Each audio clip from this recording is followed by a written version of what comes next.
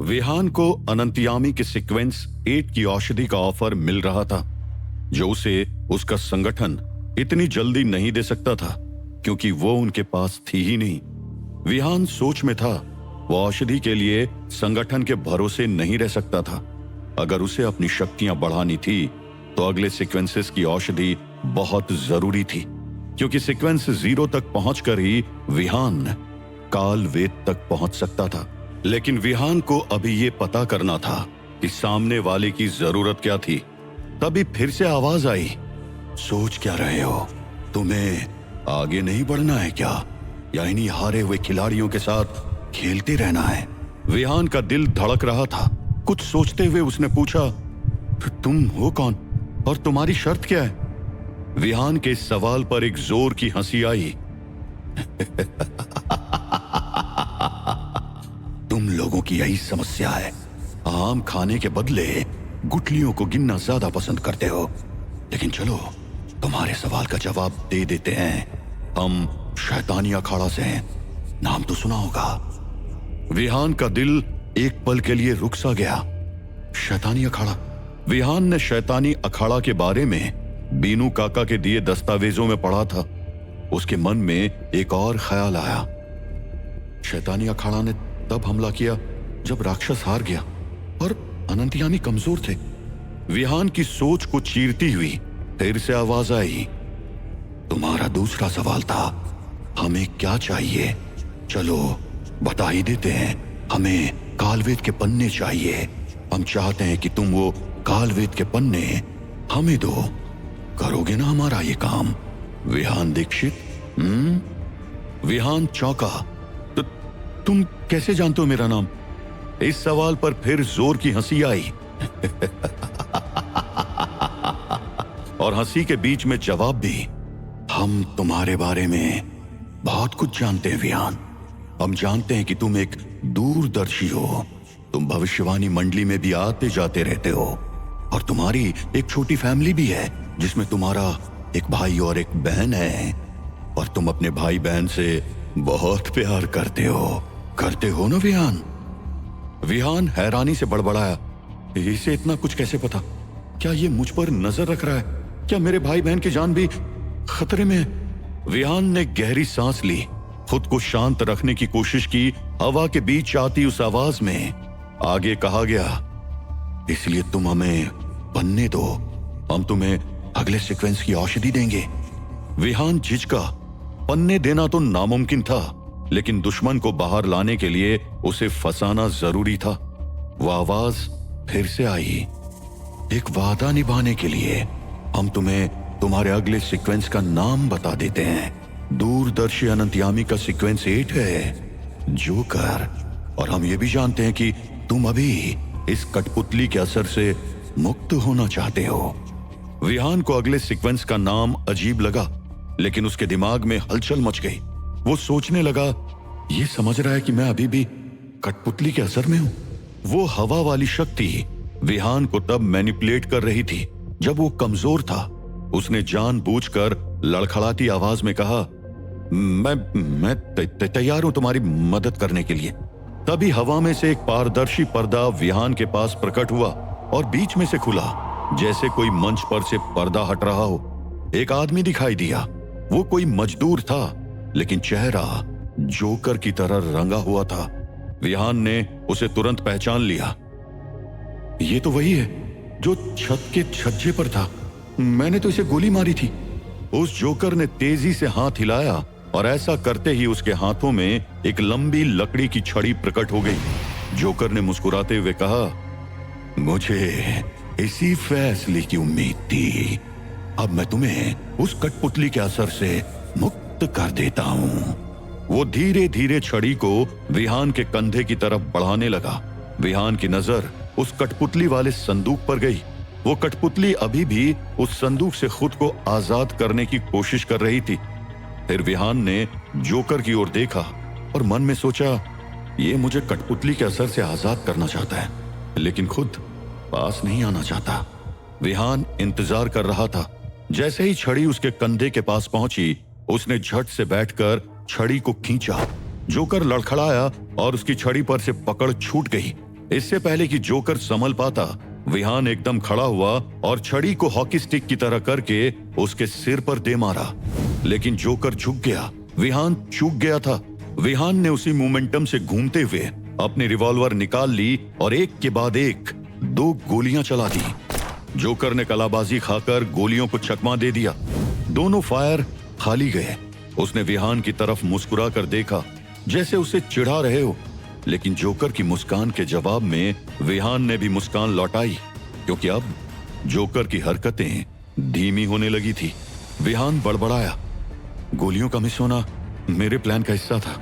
गोलियों से बचाकर इस जोकर को उस कठपुतली के संदूक के नजदीक चलाना था, ताकि ये उस कठपुतली के असर में आ सके। जोकर अब कलाबाजियां नहीं खा सकता था। विहान ने फिर से रिवॉल्वर उठाई और सीधे जोकर के सिर पर निशाना लगाते हुए कहा, मेरे अगले सीक्वेंस के बारे में हिंट देने के लिए शुक्रिया। विहान ने एक एक कर 2 गोलियां चलाई। दोनों गोलियां सीधे उस जोकर के सिर के पार हो गई। जोकर वहीं जमीन पर गिर गया। खून उसके सिर से बह रहा था। विहान की उंगलियां अब भी ट्रिगर पर थी, लेकिन अब मरे हुए जोकर और बहते हुए खून को देखकर उसका हाथ कांप रहा था। वो आगे बढ़ा, लेकिन रुक गया। नहीं, मुझे उस कठपुतली वाले संदूक के पास नहीं जाना चाहिए। विहान ने खुद को बहाने से समझाया, लेकिन असल बात यह थी, वो उस मंजर को फिर से नहीं देखना चाहता था। उसने पहली बार किसी की जान ली थी, चाहे आत्मरक्षा ही क्यों न हो। उसने रिवॉल्वर होल्स्टर में डाला और अपने साथियों की ओर दौड़ा। वो पहले अरविंद और बब्बन के पास पहुंचा। दोनों बुरी तरह से घायल थे।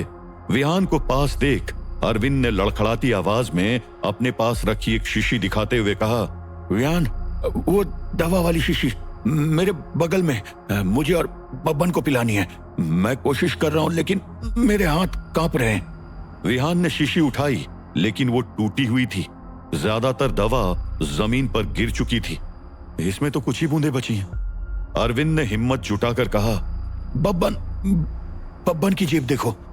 विहान तुरंत बब्बन के पास गया। वो भी जमीन पर पड़ा दर्द से कराह रहा था। विहान ने उसकी जेबें टटोली। तभी कुछ कांच टकराने की आवाज आई और विहान के हाथ में कुछ दवा से भरी छोटी शीशियां आ गई। उसने एक शीशी खोली और बब्बन के होंठों तक ले जाकर उसका सिर उठाया और दवा पिलाई। कुछ सेकंड बाद बब्बन की आंखों में चमक लौट आई। बब्बन मुस्कुराया, शुक्रिया। विहान ने उसका सिर नीचे रखा और अरविंद के पास दौड़ा। उसके सिर को सहारा देकर बची हुई दवा उसके मुंह में डाली। कुछ पल बाद अरविंद भी उठकर बैठ गया। वो कमजोर था, लेकिन होश में आते ही उसने सबसे पहले अपने पान की डिब्बी से एक पान निकालकर मुंह में रखा और कहा, अब ये पान खाते ही देखो मैं कितना मस्त हो गया। मैं बब्बन का ध्यान रखता हूं, बाकी तुम लोगों की मदद करो। विहान ने सिर हिलाया और वो शीशियां लेकर मुकुंद की तरफ दौड़ा। मुकुंद की आंखें बंद थी। विहान उसके पास झुका। वो चिंतित था। ये पियो, मैं मदद करता हूं। विहान ने जैसे ही मुकुंद का सिर पकड़ा, मुकुंद ने अपनी आंखें खोली और मुस्कुरा दिया। मुझे जरूरत नहीं, लेकिन शुक्रिया। विहान चौंक गया और उसने मुकुंद का सिर छोड़ दिया। आउच! मुकुंद उठ खड़ा हुआ और कपड़ों से धूल झाड़ दी। विहान थोड़ा चौंक सा गया। तुम बेहोश नहीं हो? मुकुंद ने मुस्कुराते हुए कहा, नहीं, बस जमीन पर पड़ा रहा ताकि वो जोकर कोई चाल न चल दे। विहान सन्न रह गया। इसका मतलब मुकुंद सब कुछ देख रहा था। एक हड़बड़ाहट के साथ उसने पूछा, तुमने क्या देखा? मुकुंद मुस्कुराया, मैं तुम्हें बचाने आता, लेकिन मुझे लगा कि तुम खुद ही बच जाओगे। मैं मतलब? मुकुंद ने उसके कंधे पर हाथ रखा। चिंता मत करो विहान, इस दुनिया में बहुत से लोग हैं जिनके पास ऐसी पावर्स हैं जिनके बारे में कोई नहीं जानता। वो कुछ ऐसा कर सकते हैं जो औरों के लिए नामुमकिन है। मुकुंद एक पल चुप रहा और फिर उसने एक रहस्यमयी मुस्कुराहट के साथ विहान की आंखों में देखते हुए कहा, जैसे तुम और मैं। ये कहते हुए मुकुंद ने आंख मारी और विहान के हाथ से दवा की बाकी शीशियां लेकर लीला और धर्म की ओर दौड़ पड़ा। विहान वहीं खड़ा रह गया, चुपचाप। जैसे ही विहान ने मुकुंद को धर्म और लीला को उठाने में मदद करते देखा, उसके दिमाग में कुछ सवालों की बाढ़ आ गई। उसने कहा था कि उसे मेरी सीक्रेट पावर के बारे में पता है। क्या उसने मुझे बचते हुए देख लिया था? नहीं नहीं, मैं उस चालाक कमीने पर भरोसा नहीं कर सकता, लेकिन उसके पास भी कोई राज है। वो क्या छिपा रहा है? लेकिन जैसे जैसे बाकी अनंतयामी उस दवा के असर से उठते गए, विहान को अपनी चिंता एक तरफ रखनी पड़ी। इस वक्त और भी जरूरी चीजें थी। थके हुए धर्म ने जनार्दन की लाश की तरफ बढ़ते हुए अपनी जैकेट की आस्तीन ऊपर की। विहान की आत्मा कांप गई जब कैप्टन ने अपना हाथ उसके शरीर के अंदर डाला। कुछ पल तक अंदर टटोलने के बाद धर्म रुक गया। उसे जो चाहिए था मिल गया था। उसने हाथ बाहर निकाला और उसकी मुट्ठी में थे काल वेद के पन्ने।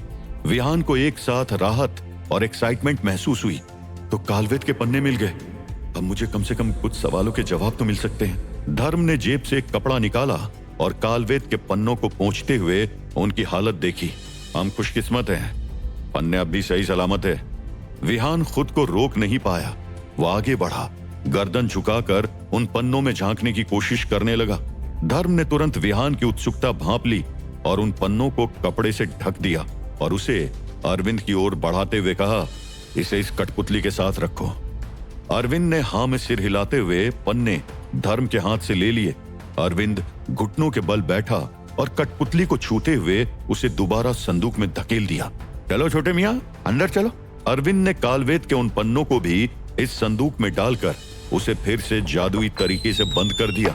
विहान मन महसूस कर रह गया क्योंकि वो कालवेद के पन्नों को देख तक न सका।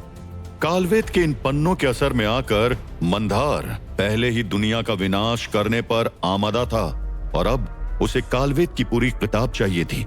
धर्म नहीं चाहता था कि किसी भी बुरे संगठन तक यह किताब पहुंचे और दूसरा कोई मंदार जैसा जन्म ले।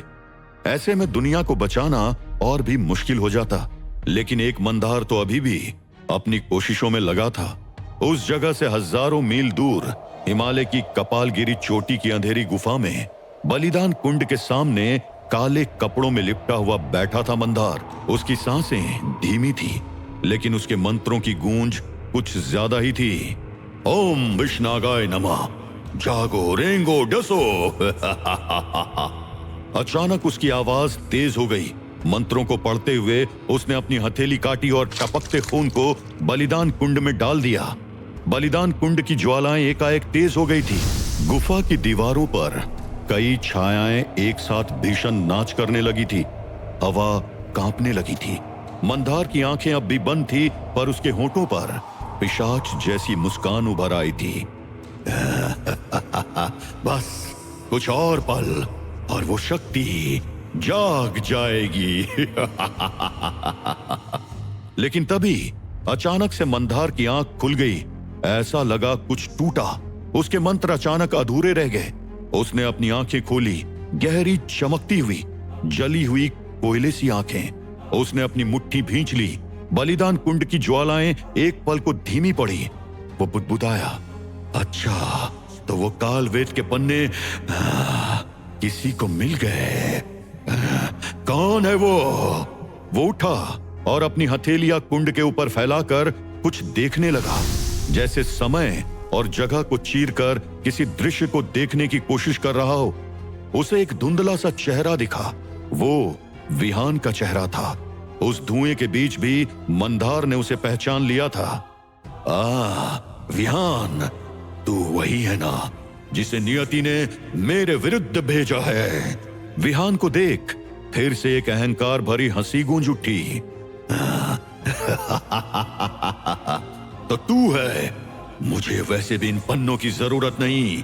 मुझे तो पूरा कालवेद चाहिए और चाहिए तेरी मौत। मंदार ने फिर से आंखें मूंद ली और मंत्रों को पढ़ने लगा। जाग जा, विष की ताकत, जाकर दिखा उसे जो जीवित है, उन्हें मृत्यु का स्वाद चखाओ।